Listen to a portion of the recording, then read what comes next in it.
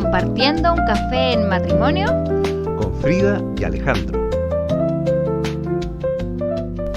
Hola a todos. Hola, muy buenas a todos. Qué bueno encontrarnos un día más con este capítulo, con este nuevo personaje. Así es. Hoy día nos toca el capítulo 18. Portera del templo. Pedro fue el instrumento para que yo me encontrara con su mirada.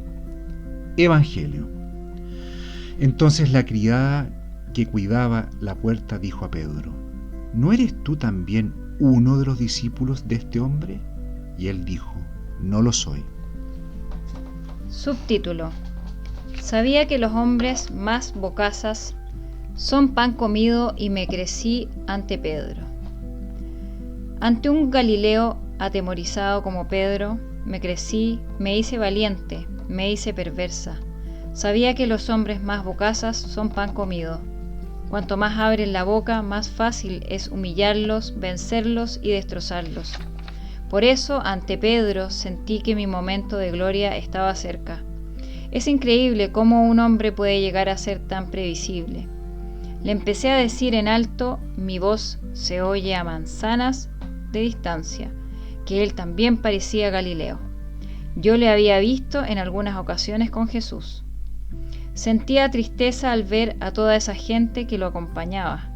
Al principio pensaba que me daban lástima porque los engañaba, pero cuando vi que eran felices, cuando vi sus ojos que decían la verdad, me llené de envidia cochina. Soy la encargada de la puerta y sé perfectamente cuando alguien está mintiendo. Tengo amigas que siguen a Jesús y sé que dicen la verdad, que sus vidas han cambiado, que se han sentido perdonadas y curadas. Subtítulo: Estaba convencida de que todo tenía que pasar por mis manos. Yo he visto muchas vidas y tengo ya demasiadas experiencias. Las modas son así. Llegan, triunfan, decrecen y se marchan por donde vinieron. Sabía que el fenómeno de los seguidores de Jesús no pasaría y me sentía descartada, no invitada a ese festín. Yo no era digna, era sin más una pobre portera, con una buena voz, pero nada más. Por eso aproveché al pobre de Pedro para hacerlo carne de mis mejores burlas. Esa noche todo iba a salir según mi voluntad. Se lo tenía merecido el Nazareno, por no haber contado con la persona que de verdad controla y manda en Jerusalén. Muchas veces pensaba y estaba convencida de que todo tenía que pasar por mis manos. Creo que esa actitud, ese control, esa deformación profesional me estaba haciendo daño, me estaba amargando el carácter. Subtítulo: No me atrevía a reconocer que Jesús me había robado el corazón. Arremetí contra Pedro, pero era a mí misma a quien golpeaba. Era mi miedo el que caricaturizaba. Yo tampoco me atrevía a reconocer que el Nazareno me había enganchado, me había robado el corazón. Sus palabras eran tan limpias, tan suaves, tan dulces.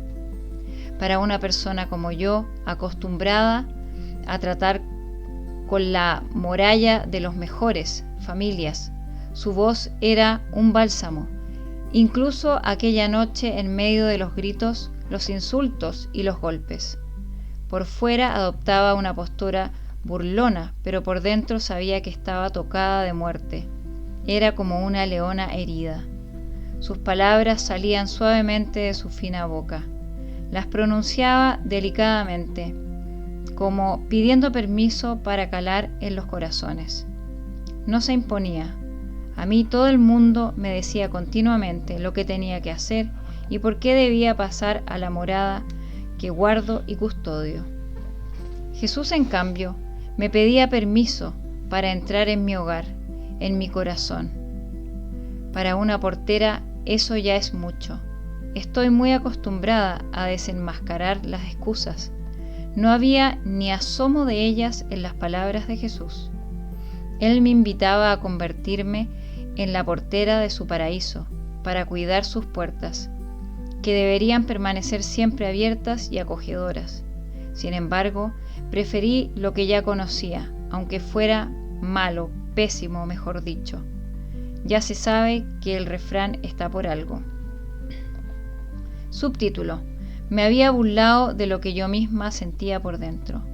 Fue entonces, después de humillar a Pedro y reírme hipócritamente, cuando vi algo que me hizo rendirme al amor de Jesús.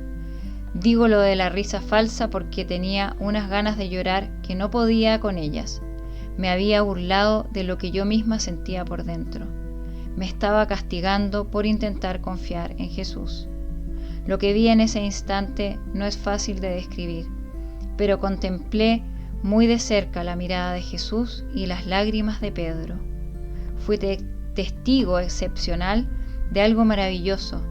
Mentiría si no contara que después de Pedro, Jesús me miró a mí y lo hizo como nunca nadie lo ha hecho. Yo me puse a llorar como una loca. Las lágrimas de Pedro eran de principiante comparadas con las mías. Yo también llevaba años haciéndome la fuerte, la dura, la fría y todo lo acumulado. Todo el amor que necesitaba acababa de llegar de repente y de la manera más inesperada y sorprendente. Jesús me pedía entrar en mi casa y yo le dije que sí con mis lágrimas abundantes y gozosas. Me sentí perdonada a pesar de tanta resistencia, querida aún en medio de tanta dureza de corazón, esperada después de tanta sospecha. Jesús se sirvió de mí para que Pedro se conociera mejor y Pedro fue el instrumento para que yo me encontrara con su mirada. Bueno, esa es la historia de la portera, el capítulo de hoy día, y nosotros tenemos una reflexión y dos preguntas con una invitación que queremos hacerle. Vamos con esa reflexión. En este caso, sentimos que es necesario contextualizar un poco para entender esta historia. La portera tiene una tremenda lucha interna en su corazón. Ella no era una ciudadana común de Israel, era una levita. Los levitas eran, según la tradición judía, los encargados de cuidar el templo y el tabernáculo. Era un tremendo privilegio que les daba poder y estatus. Todos los sacerdotes judíos tenían que ser levitas, pero no todos los levitas eran sacerdotes.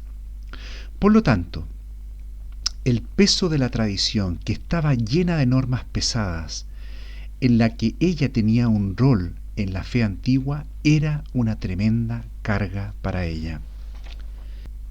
Ella veía, por otro lado, que Jesús era genuino, intuía que sí era el Mesías y su corazón quería ir con él.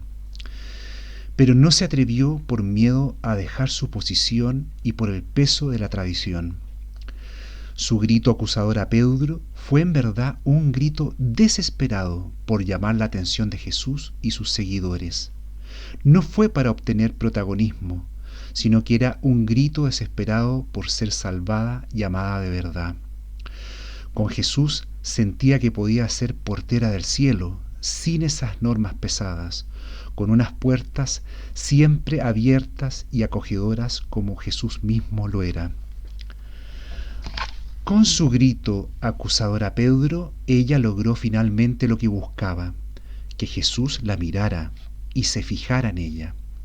Cuando eso ocurrió, lloró arrepentida al sentir el amor, el perdón y la comprensión de Jesús por su lucha interna en resistirse a seguir lo que le dictaba su corazón. Bueno, ahora vamos a pasar a unas preguntas reflexivas, donde primero decir que aquí podemos ver que la portera se refleja el dilema de una carga o de una tradición que esclaviza y no le deja ser feliz. Creo que alguna vez a todos nos ha pasado una situación similar. Entonces, pregunto, ¿estás pasando hoy por esa situación? Si tu respuesta es sí, en ese caso, la invitación es a que te dejes mirar por Jesús y escuches tu corazón y ve si es la voluntad de Dios liberarte al fin de esa situación. Segunda pregunta.